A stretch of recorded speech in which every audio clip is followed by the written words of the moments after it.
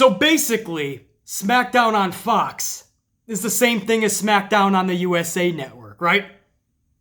I mean, if you tuned in last night, you would have noticed real quickly that it's the same repetitive bullshit you've been seeing for years, right? The New Day is winning the tag titles for the 47th time. You got Baron Corbin and Roman Reigns in your main event together. The same repetitive BS for years. How do you top a show last week that was praised worldwide? How do you top a show that was main evented by Adam Cole and Daniel Bryan, a match within the show that was praised worldwide? And the irony in this is because the original roster couldn't make it to the show. Oh, the irony that that's the one show in the whole calendar year that was praised more than any other. So how do you top that? If you're Vince McMahon, you say they liked Cole and Bryan? Just wait till they give him Roman Reigns, cause he's the big dog, isn't he, Michael Cole? That's right, Vince, he's a big dog, the biggest dog. That's right, Michael, now back on your knees. And we'll give him Baron Corbin, cause he's a king. That's how they top Cole and Bryan. They give us the original match from last week. That when everybody was praising Cole and Bryan, we all said, thank goodness we didn't get Corbin and Reigns. So Vince, obviously, this week, gives us Corbin and Reigns. A, because he's stubborn and doesn't give a fuck about what the audience has to say and what we want. Or B, he's that fucking clueless and really doesn't even know what the audience wants and what we're saying. Either one, A or B, is not good if you're at the head of that business model. I think it's a mixture of fucking both. This guy honestly gives us Corbin and Reigns in the main event with nothing when the match was done. SmackDown literally goes off with the conclusion of the match. No cliffhanger, nothing to go, wow, that's something that I have to see next week. That's incredible. It's SmackDown on Fox. These should be great shows, not just good. I'm hard-pressed to even call that anywhere in the vicinity of good. Baron Corbin starts SmackDown and he ends SmackDown. That's the best you got? That's what I'm asking. And nobody has the fucking how you doings to step up to McMahon. Everyone around that boardroom table is too afraid to say, Vince, I think this is a bad idea. Vince says jump, they say how high. Vince says something and they all kiss his ass. Sounds great, Vince. They are a part of the problem. And fans in attendance or at home that are loving this bullshit, you are part of the problem. BC, excuse me? I can't enjoy pro wrestling? I can't enjoy what WWE is giving me? Bitch, you are the reason it's not evolving in a much better way. That is exactly what I am saying. While you are saying, please, can I have some more? And you're loving all of this, you're not understanding that we fans with a mind in our dome piece, we actually have already seen all of this. We know that this billion-dollar company can be 10 times better than what it is. We understand that they are just coasting right now. In fact, we see them going downhill more faster than ever before. You, the ones that are clapping at everything, while you're just enjoying it all, we know how much better this company should be, not just can be. So yes, if you think like the Amplified Man, the people that are eating this shit up, they are a part of the problem. I am so done with hearing, well, some people like it, so you keep your negativity to yourself. No, because now I know for a fact, most of us, the majority, is sick and tired of this bullshit. It's not just a few. WWE likes to push this narrative that it's just a small faction of people that are just very loud on the internet. That's what they kind of want their bigger base to understand. The negativity is coming from just a small amount of people, but they have really loud voices. Well, yeah, we have loud voices, all right, but it's not as small as you think. I'll tell you what's small: your ratings, your merchandise sales, your live event attendance, that's shrinking. You know why? Because more and more people realize what the Amplified Man is saying is 100% accurate. They saw when they put together a show like last week how much we fucking loved it. Is that so hard to give your audience something that they love, and how much we were praising that show and how excited we were for what's to come? And even that excitement was kind of triggered back a little bit, right? We had to hold that back because we knew Vince was going to get his hands on this great show and he was going to ruin it going forward. And we knew that. He was going to ruin that shit. But we still had a little bit of excitement in the back of our dome pieces, like, hey, at least this is going to be fun to Survivor Series if Vince doesn't destroy it that quick.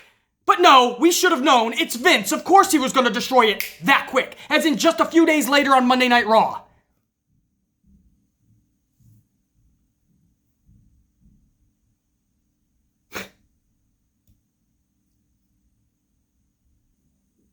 I'll start the review, man, but I'm just heated, guys, because we can never get any consistency with this company.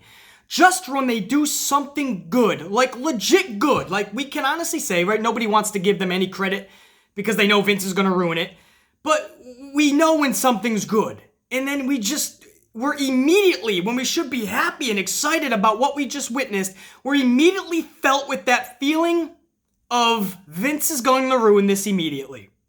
And I'm tired of that. And sure enough, it always happens. We can never get two shows together that are good. We can never string together shows consistently that are fucking entertaining. This is a billion-dollar company. There's no reason, with a skilled, talented roster, there's no reason that this company should be this fucking bad so many shows. Or at least giving us this for a show. Somebody, multiple minds, sat around a boardroom table and this is what they put together. This is what the old man approved for Fox. It's the same shit we've been seeing for years. This is not new. It doesn't feel fresh. It doesn't feel original. There's no new era. There's no electric atmosphere. And I don't give a fuck about being a tape show. If this show was live in fucking Chicago last night, this would be dull crap.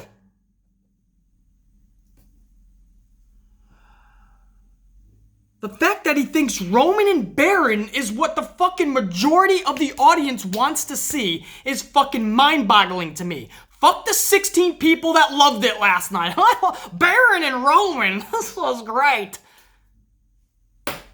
Baron Corbin starts the show running his mouth for 10 fucking minutes. That's right. Somebody thought it was a good idea for Baron Corbin to speak for 10 minutes about a matchup later in the night with Roman Reigns that nobody above ground with a pulse gave a fuck about.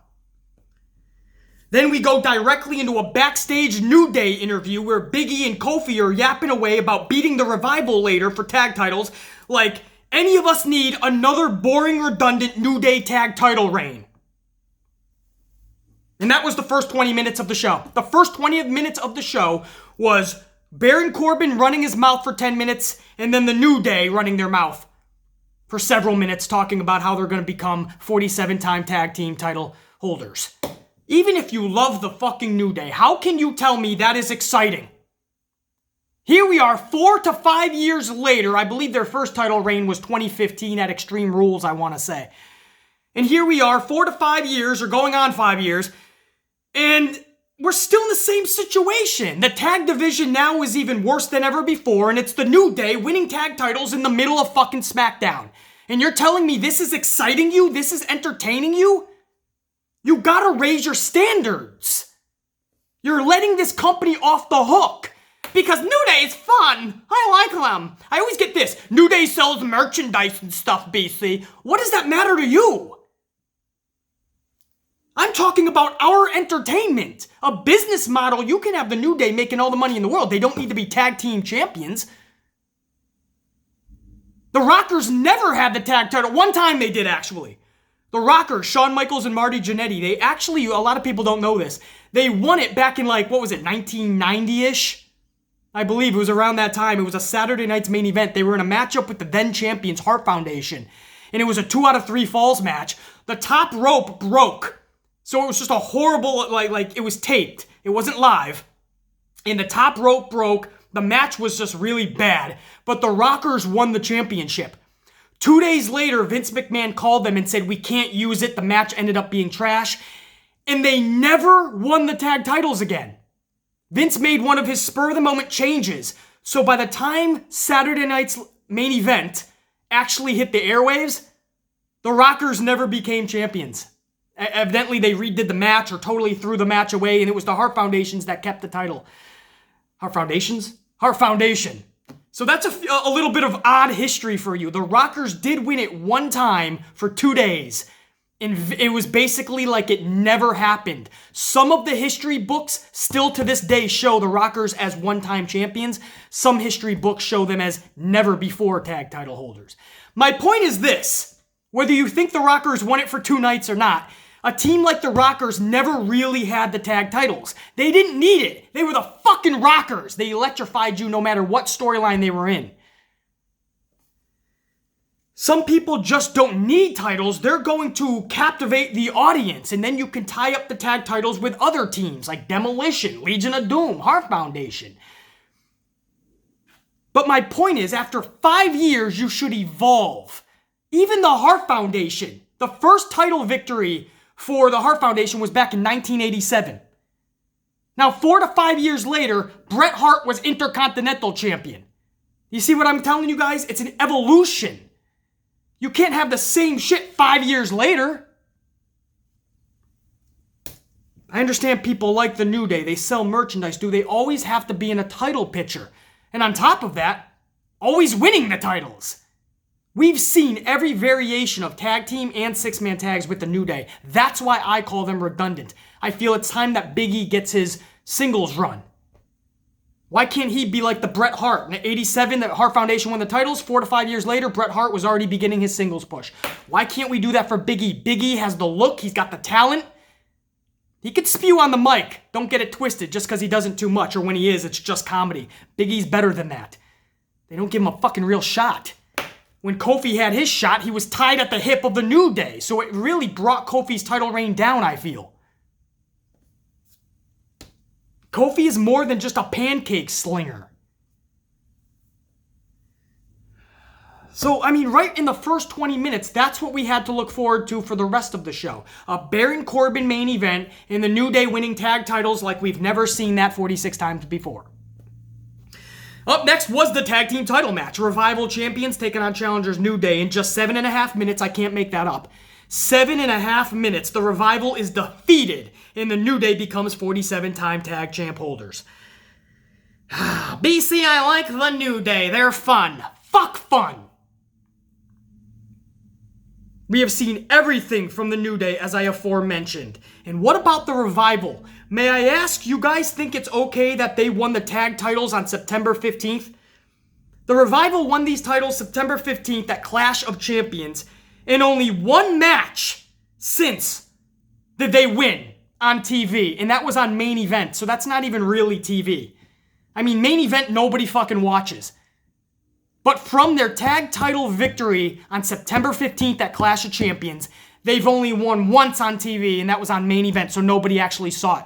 They were only on TV 3 other times since September 15th, and they lost them all to the New Day. What was their first one? That was on September 17th.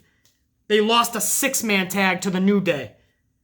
And then, on October 18th, they lost on SmackDown in a 6-man to the New Day again. And then at Crown Jewel, they lost to the New Day. And then last night on SmackDown, they lost to the New Day. So since their September 15th Clash of Champions title victory, they've been shown 4 times. One of them was on Main Event, so it doesn't really count. So 3 times on TV. And all 3 they've lost to the New Day. And you're telling me that's how the Revival should be used? BC, it's because they're not going to sign contracts and Vince can't have the titles on them. A, then why did he have them on them in the first place if he was never going to push them? And B, can you blame them with that booking?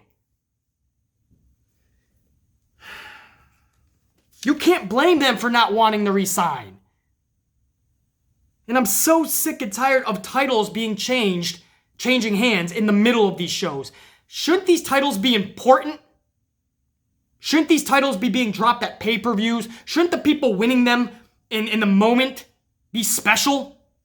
The middle of Monday Night Raw to end the first hour, or close to the first hour, and that's where the New Day is winning their titles. So fucking redundant. It's not even a point. I hope you guys understand what I'm saying. It's not even a point of if you like the New Day or not. I need you to start thinking about where this company should be right now and how much more excited we should be about things. If you were honestly excited about the New Day winning the tag titles in the middle of SmackDown over the Revival, and you didn't give a fuck about how the Revival has been booked as champions and before they held the titles, if you're okay with all of that, yes, I stand by my words. You're part of the problem. And if you're entertained by it all, that's great. I don't know why you're watching channels like this. I do not stand for the bullshit. This isn't just about what BC Amplified likes and doesn't like. This is about what should be happening within that company and how much better they should be.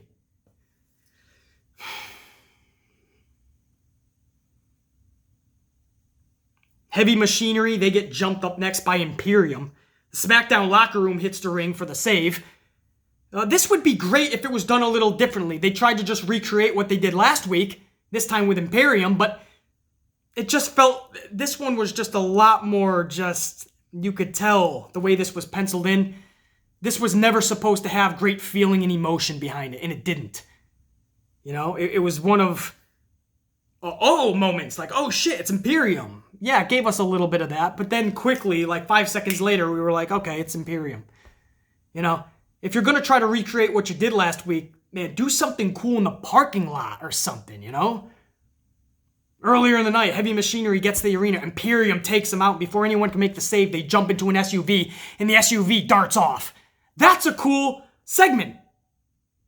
Just jumping them in the middle of the ring before Machinery even has a match. I don't know, man. It feels like they tried to do what they did last week, but with even less creativity. They just had no time for it. They're like, hey, for this 3 minutes, let's have Imperium jump Heavy Machinery.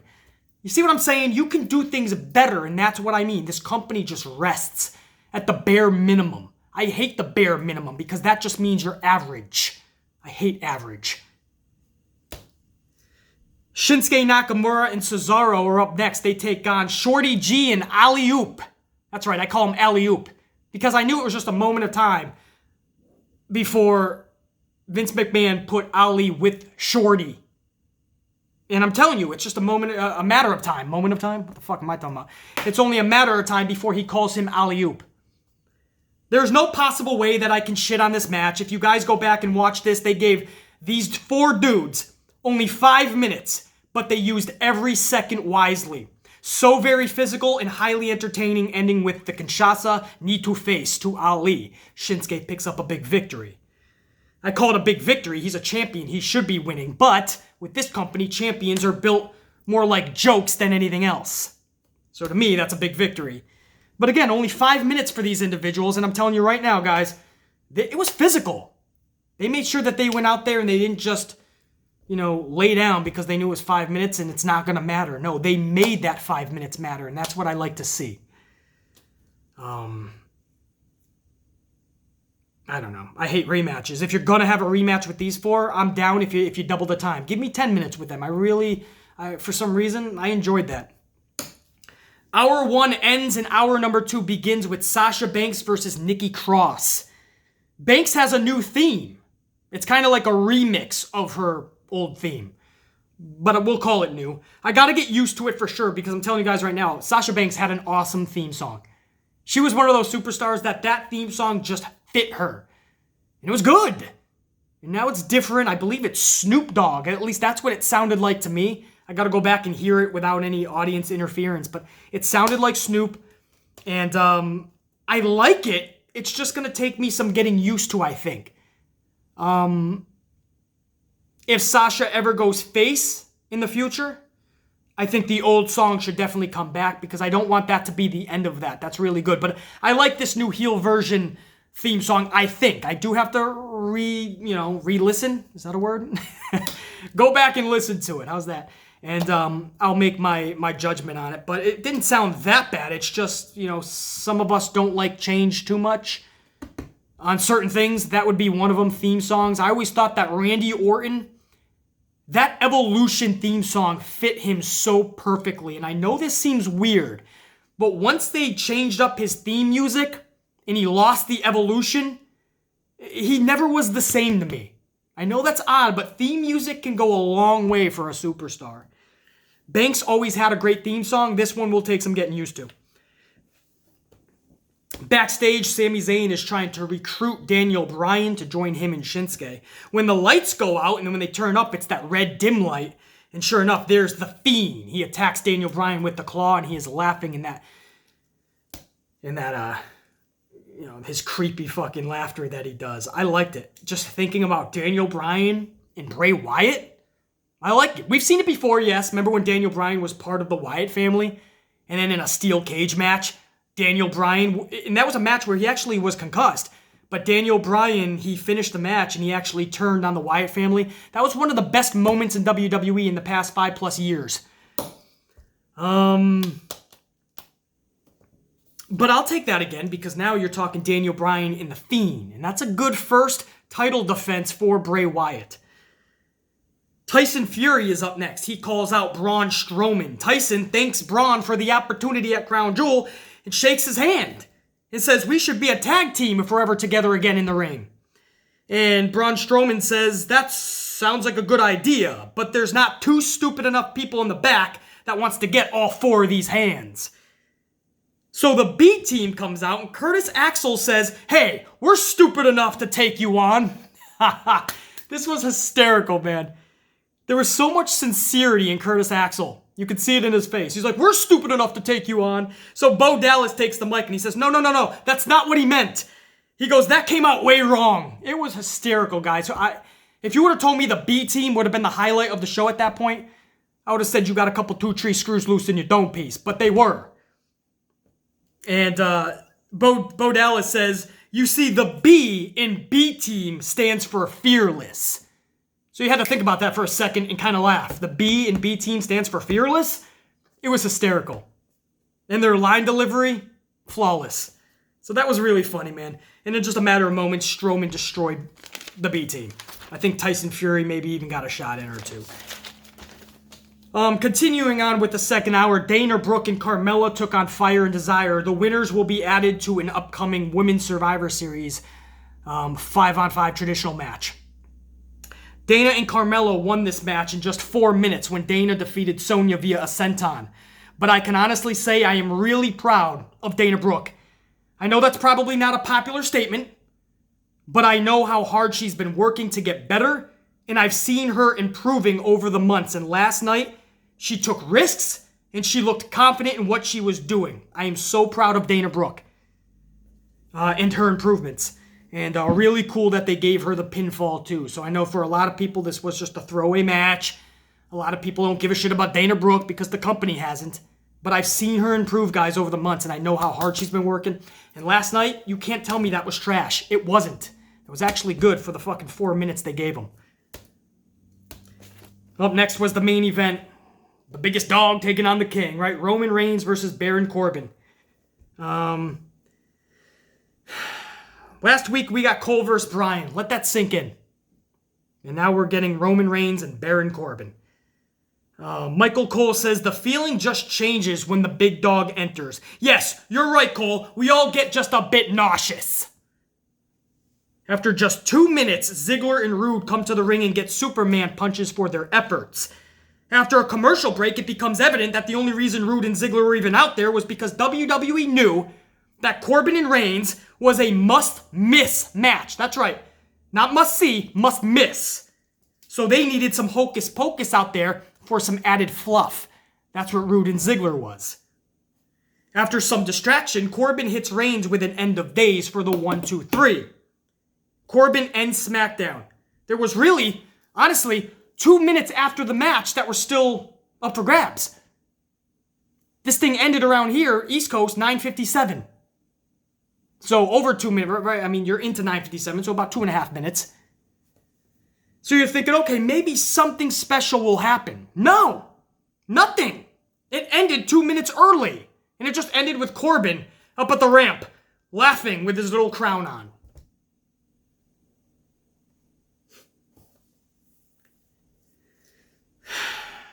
And that's what I mean, guys. You can't do better than that. We praised last week's show because it was different than the years that Vince has been giving us.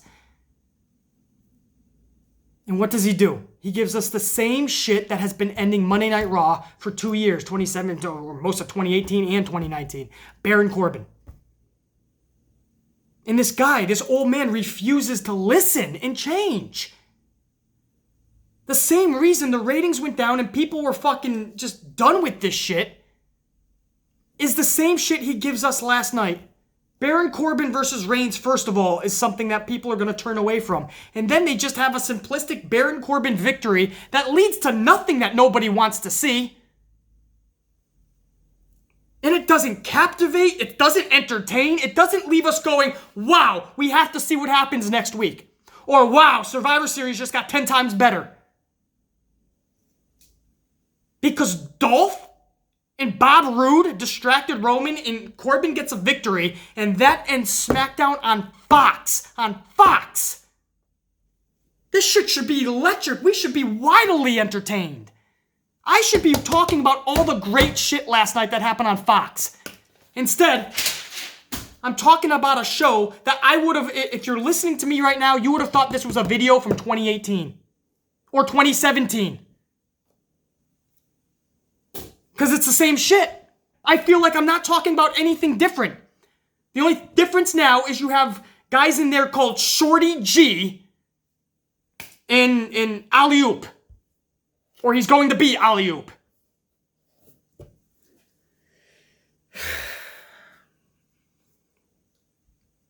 You know, I'm pegged in this community as someone who's negative and I critique too much and I overanalyze.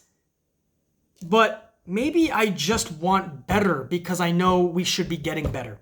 Everything I say is not just for me. It's for you guys. We as a community deserve better, man. We love this shit. We're not just gonna not watch, right? You don't like it? Don't watch. We love it.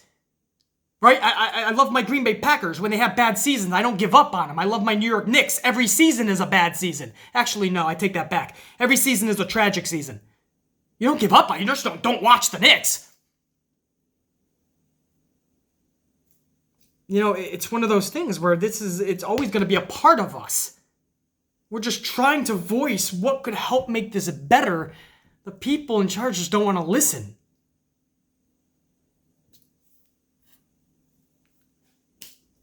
So you can peg me as overcritical and I overanalyze, but I just call it down the middle, man. This is not good.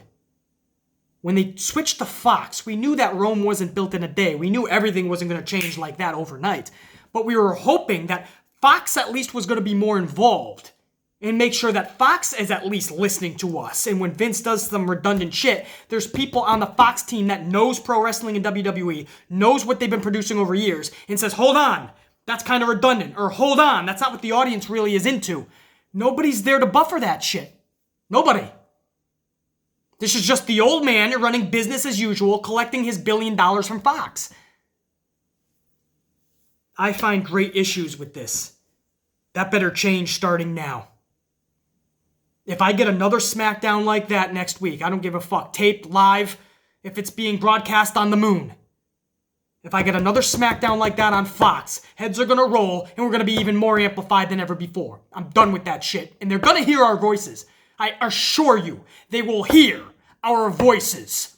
The Amplified Man. Enjoy the rest of your weekend. I may do a full gear, good, the bad, and the ugly tomorrow.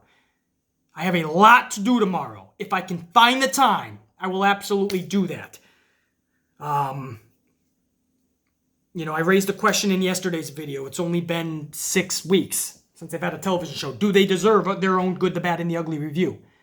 Most of you guys said yes. There was a lot of you that still said, meh, still too young. You didn't do it for a while with NXT, BC. It's not fair if you do it for AEW. So I don't know yet. If I can find the time, I may do it. That's it. For now, pow! Enjoy your weekend. Kick that ass. Hold up. Before I say those closing words, it totally dawned on me that I forgot to actually talk about Sasha Banks versus Nikki Cross. I think I got so caught up in the Sasha Banks theme music being changed, that became the focal point. So, Sasha did have a match with Nikki Cross. This was an okay match, by the way. Bayley was on commentary. There was a point in this match where Cross took out Bayley at the commentary booth. But later on, Banks was able to defeat Cross via the Banks statement. So, much needed victory for Sasha Banks. Her momentum since she's been back, it's gone already. That didn't take long. A big matchup with Becky Lynch. She taps out inside of Hell in a Cell, and that was her momentum. Kaput! Gone. So she needed some fun. She needs to string together some fucking victories, no doubt. It's going to take more than new theme music or this new gimmick of money is everything. Bayley afterwards attacks Cross because Cross put her hands on her first earlier in the match, so Bayley's got a receipt that needs to be paid back. But Shayna Baszler comes in out of nowhere from the crowd. Does that make sense? Out of nowhere from the crowd? It's really not out of nowhere if you're from the crowd, but she comes into the camera angle out of nowhere, right? The camera picks her up and she's in the ring and you're like, hey, it's fucking Shayna. They're recreating, just like I told you last week when Imperium this week took out Heavy Machinery. It's the same thing last week. They're trying to bring the NXT people in to jump people inside the ring. My thing is, can you get more creative? You did it last week. I'm down with seeing more of that, no doubt. But let's get a little bit more original. Shayna just did that last week to Bayley. It's the same thing. I mean, they just don't get creative. And when you tell me you have 726 writers and you're still producing the same fucking bullshit, that's why people like me are getting upset. It's the same thing. So Shayna Baszler takes out Bayley, and for some reason, Sasha left Bayley. Like, Sasha's already at the top of the ramp, and she's in no hurry to get back. And by the time she gets in the ring, then Baszler's already gone. It was just weird to me. It was good to see Baszler. It was just because it was the same shit, because they didn't give it a lot of time, and then right afterwards, they were just on to the next thing, which was the Sami Zayn, Daniel Bryan segment. It was just like, okay, it happened, and then WWE is just moving on quickly to the next, and you didn't have time to digest it, and even if you did, was that going to be a good meal that needed to be digested? It was the same meal that you had last week. Nothing was different about it. I don't know. Is that being overcritical? Probably, but because of the way the night was going, that's what you got from me, and that's my feelings this morning. What should have been pretty fucking cool, Sasha Banks wins the match, Baszler shows up afterwards. Bayley sounded great on the commentary booth when they were doing, because they were in London, so you got the whole, oh, Bayley, I wanna know, will you be my girl, whatever the fuck they sing. And Bayley just goes, I wish these fans would just shut up. I loved it, man. So there was good, but because of its placement and because of the redundancy, not as good as it probably should have been. If we got more creative, possibly. In order to do that, you need actual creative people in the company, and then you need the old man to actually okay the creativity. None of that is happening right now in the company, so yeah. I wish this bonus coverage, right? We were about to end the video a few minutes ago. I wish this bonus coverage was more positive, but it's not. But it was cool to see Sasha back in action and whooping some ass, you know. That's it. That's your second pen toss of the fucking video. That's it. All right. Maybe I'll see you guys tomorrow. If not, I'll try to hit up an impromptu video on Monday. The Amplified Man has to go kick this weekend's ass, as I was doing, am doing, and shall continue to do such. And I hope you do the same. Now you get it, baby. Now you get it. Pow! Check you later.